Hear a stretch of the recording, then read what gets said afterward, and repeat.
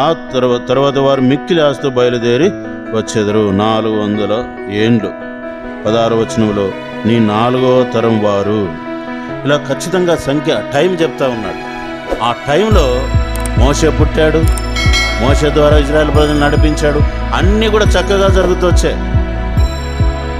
వాళ్ళు ఎంతో కన్నీళ్లు గార్చారు, ఏడ్చారు. ఎన్నేండ్లు? 400 ఏండ్లు. కానీ జరిగింది ఎప్పుడు? తమ దేవుని యొక్క నిర్ణయ కాలంలోనే జరుగుతూ వచ్చింది.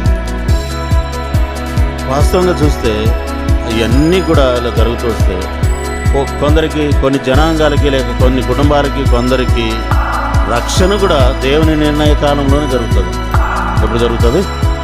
మనం కూడా చాలాసార్లు ప్రార్థన చేస్తూ ఉంటాం. ప్రభా ఆయన రక్షణ పొందేటట్టు, ప్రభా ఆమె రక్షణ పొందేటట్టు, ప్రభా మా పిల్లలు రక్షణ పొందేటట్టు, ప్రభా మా బంధువులు రక్షణ పొందేటట్టు.